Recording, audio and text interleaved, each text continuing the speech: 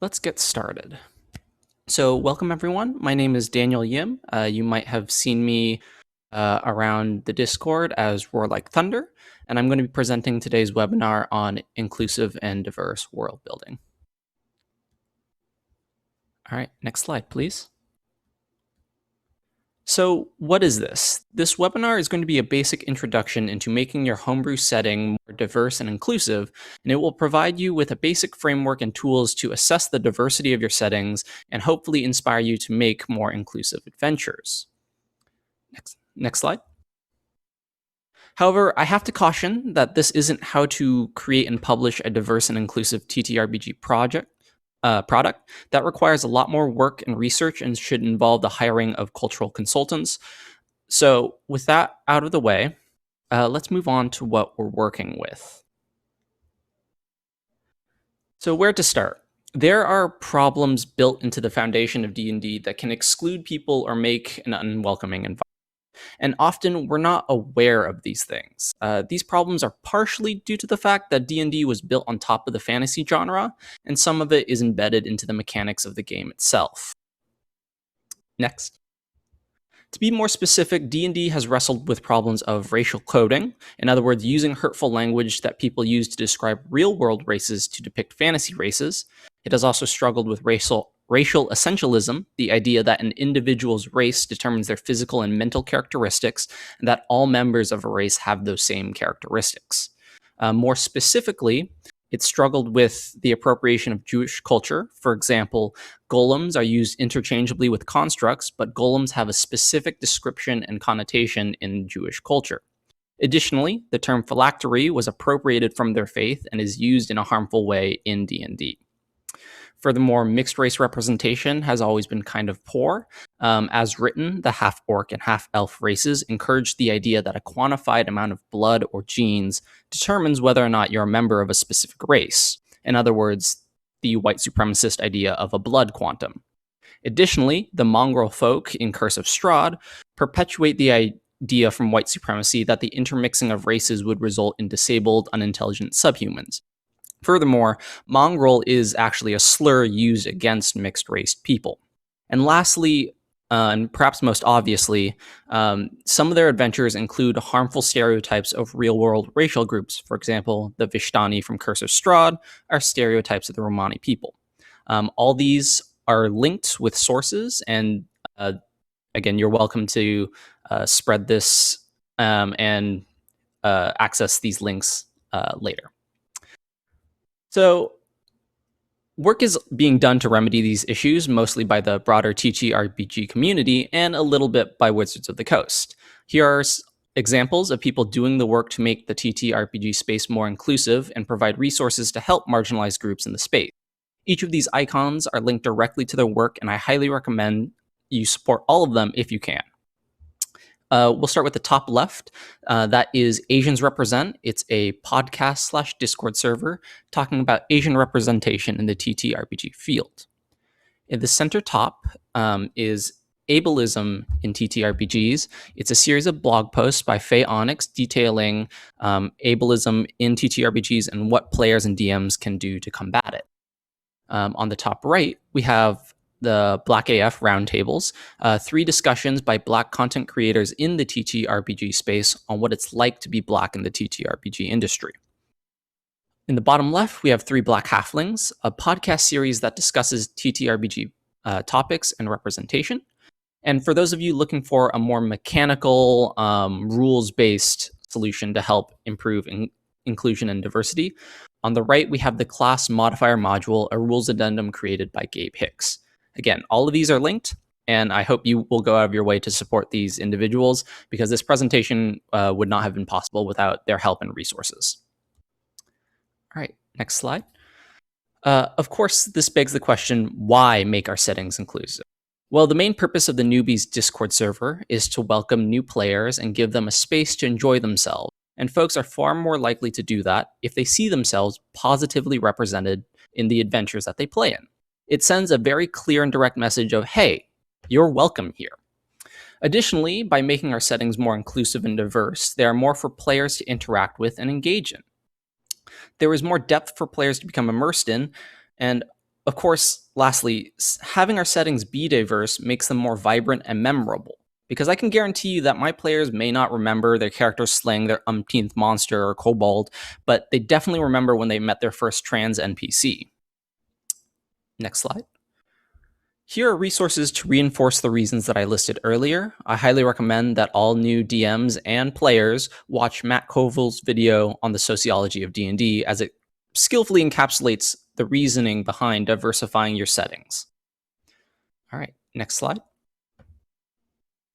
Now that we've covered the what and the why, let's get to the most important part, the how. Next slide.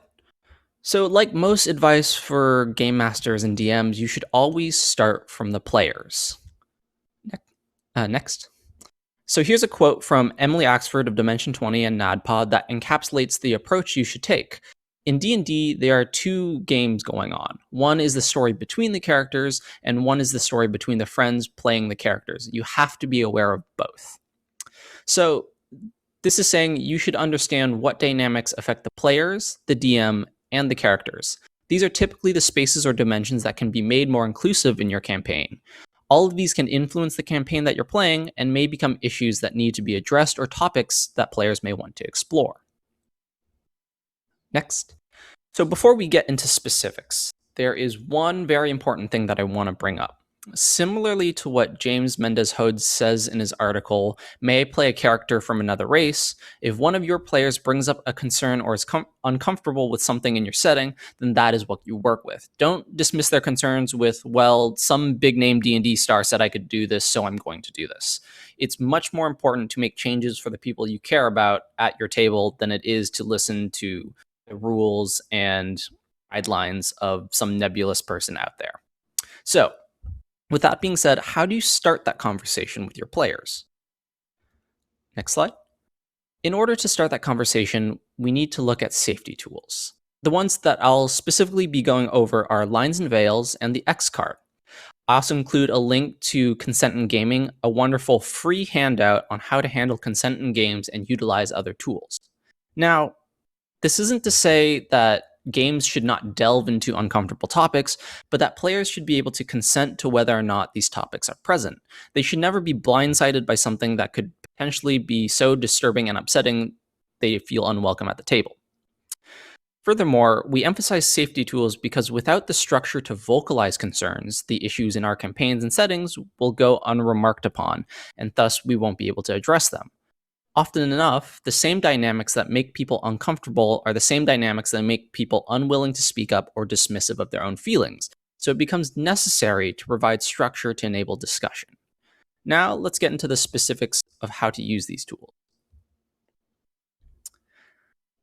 So, Lines and Veils are classifications of the hard and soft boundaries that we have. I recommend that this tool be used prior to the construction of your setting/adventure and enable you to get consent on specific topics. You can choose to go through a list of sensitive topics and have your players classify them as a line, a hard no, a veil, a soft no, or no issue at all. Once you have all of those collected, then make the players aware of what everyone's lines and veils are. I recommend presenting initial info the players need to know about the campaign setting as the start of a discussion rather than set in stone, as context or specifics can make people change their mind about their boundaries. Of course, understand that your players and yourself can change your boundaries at any point in the game. Next slide. So, addressing that is the X card.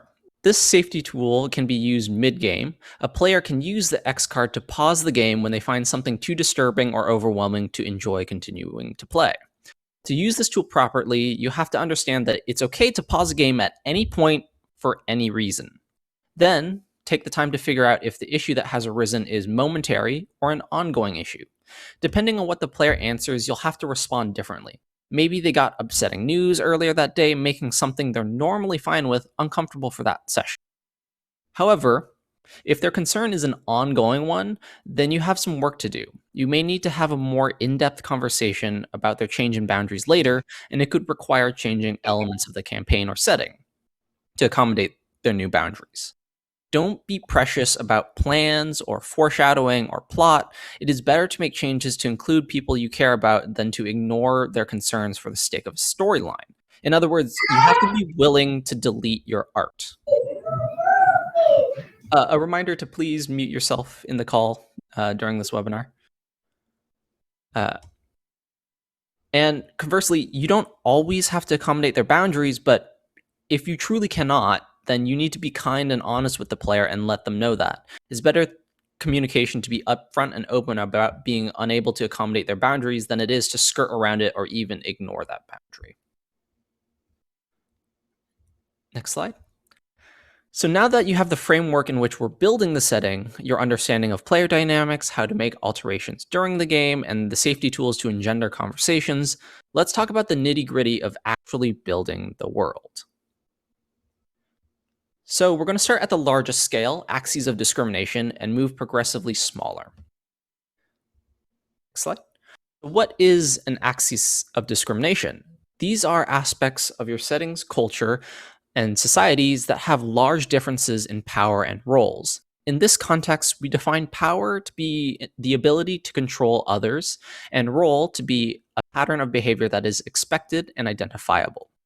These concepts together create the power dynamics of a setting, which inform the aspects that make up your axes of discrimination.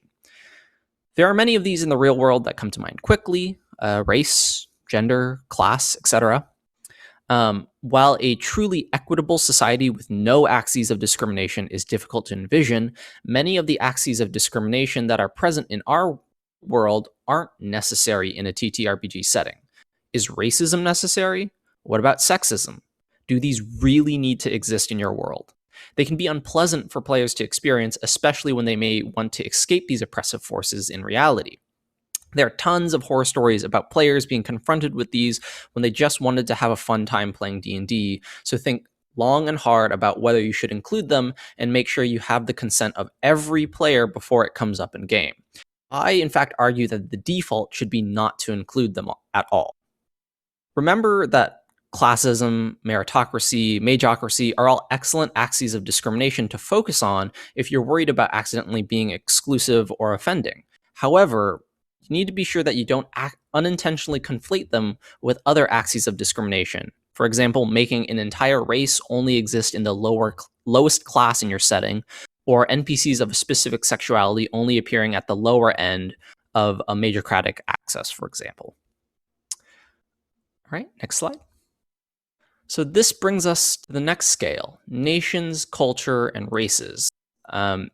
Each individual has a national identity, which nation they are from, a cultural identity, which culture they are a part of / grew up with, and a racial identity, what race / ethnicity they are a part of. While each of these different identities are all related, they are not inextricably linked. Be sure that there is variety in each of them and how they combine. I highly recommend that you avoid tying specific nations to a single racial identity because that's an ethnostate.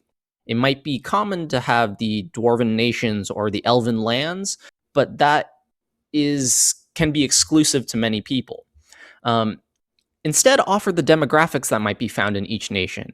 Each nation should have multiple cultures and races within it. The approach I typically take when world building is that you can be anyone from anywhere, but these are the demographics who are most commonly found in these nations, and we can work from there. Next slide. Now we move to a scale that's a little more nebulous. Who is present? I've linked to a question list that goes through questions of representation and the type of representation for gender, sexuality, ability, and other typical axes of discrimination. It also includes questions of intersectionality, as many folks are a part of more than one marginalized group, and provides resources to accurate and positive representation. I recommend using this questionnaire to take stock of your adventure and session prep to ensure that you are providing your players with a diverse set of NPCs to interact with. Now, that being said, not everyone has to be represented everywhere, but they should be represented somewhere that your players will interact with, otherwise they're not actually being represented in your setting. Next slide. Now we're down to the smallest scale, the individual NPC. Be aware of how races in your setting are coded. This can happen unintentionally or intentionally, but regardless, you should be aware of it. Additionally, make sure that there is variety within the marginalized groups that are present in your setting. Giving all tieflings the same personality makes it reductive, and depending on the personality, could be hurtful. It should be noted that making NPCs that are the opposite of stereotypes actually reinforces those stereotypes because it sets a standard that the NPC is an exception to. Always remember, reversing the monolith is not the same as tearing it down. Defying a stereotype is not the same as doing the work to remove it. Next slide. Now that after looking at all the scales where DMs can alter and improve the diversity and inclusion of our worlds, you're probably wondering, but what are the actual concrete steps to accurately representing cultures, people, and customs that are different than our own? First, we have to look at the mindset that we're approaching representation with. There are two broad categories of mindset that folk have when acting inclusion: the invader or the tourist. The invader mindset is when you seek out other cultures specifically for what seems exotic to your world. When you project stereotypes, desires, fantasies on people of other cultures rather than making them full people. And when you use historical accuracy as a means of exclusion from marginalized groups. Conversely, the tourist mindset is a step up from the invader in that it acknowledges that they are an outsider and seeks to learn more primarily from direct sources/experts. The tourist mindset compensates the community that they are learning from either through financial means or mutual exchange. However, the difficulty of the tourist is that they must understand that no matter how much knowledge they gain, they are not a part of that community and cannot speak for them. Next slide. Next, you should consider what type of representation you're going for. Broadly speaking, there are two types of representation that you can use: focused and casual. Focused is when the story or arc of the character cannot happen without a specific aspect of the NPC's identity. It could be sexual orientation, race, or gender identity. A good example of this is Pixar's Coco, whose story could not happen in a different culture. Casual representation is when the identity that is being represented is incidental to the story and does not play a key part. For example, in Netflix's Carmen Sandiego's sexual orientation is shown not to be straight, but this does not impact the plot in any way. Of course, neither form of representation is better than the other, and both should be present in your campaign setting. But bear in mind that between the two, focused representation requires more work, but has the potential to be memorable, transformative, and meaningful to your players. Next slide, please. Of course, this all sounds quite complicated and that it requires a lot of work. Well, it is and it does. Improving diversity and inclusion in our settings takes work. However, it does get easier as you continue to practice it. One of the most important pieces of advice I have for this aspect of world building is to resist going with the default. I know that shorthand and familiarity can make a DM's job easier, but if you're going to make a homebrew setting and build a world from scratch, then why would you want to go with the default? Next slide. Now, a lot of this talk has mostly been aimed at DMs, so what can players do to help diversity and inclusion? Next slide.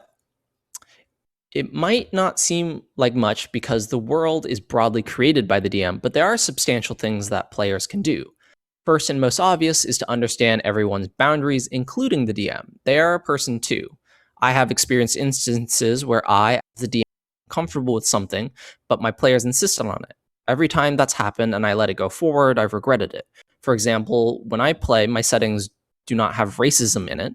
However, I had a player who absolutely insisted that racism towards half-elves from elves needed to be part of his backstory and therefore part of the setting.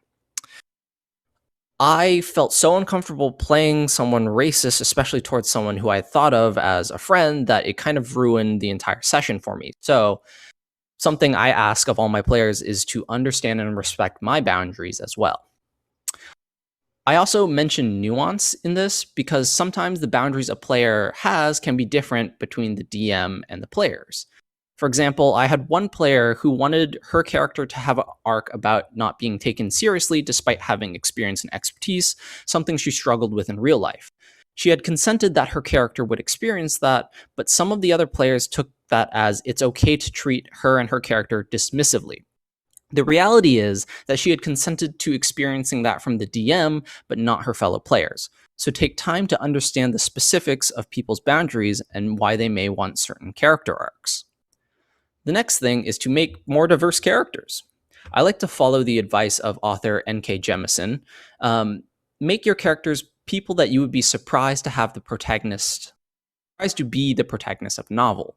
Not only will this make your characters more interesting, it can allow you to highlight a portion of the setting that you're interested in or found inclusive or just thought the DM did a good job with. Third is to be aware of what power dynamics your fellow players and DM face in their lives and just don't. Like, seriously. I know that it sounds like I'm saying just don't do a racism or don't do a sexism, but it really is that simple. If you have fellow players who are part of a marginalized group, then take some time to educate yourself on ways to make the space more inclusive and get to know your fellow players. Often, we fall into the default power dynamics that we experience in real life, even though we don't intend to bring that into our setting or our campaign. So be aware of these things and take the time to focus on and perhaps helping the awareness of your fellow players. Lastly, find resources on how to play characters that are different from yourself in some way. It doesn't have to necessarily be race or gender, but take the time to learn how to positively and accurately act as characters who are fundamentally different from you. I've included an excellent starting resource for playing a character of a different race. The bottom line for players is that it's not all up to the DM. The DM has a lot to deal with as it is, and at least in my experience, having a player step up to help out can be wonderful. Maybe you can ask to create part of the setting. Maybe you can help define the culture of your character's hometown. Maybe you'll find accessibility tools for other players to use. Finding a way to contribute, even something small, can make a world of difference to other people. Next slide. So that concludes my presentation. The remainder of these slides are resources that I used in creating it.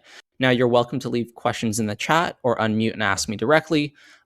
Please keep in mind, though, that I might not engage with questions that are, I want to do X, Y, and Z in my campaign setting. Is it problematic in any way? Primarily because I likely don't have the expertise on a particular subject that you're interested in. But if you really want my input, that can be done in a private conversation later.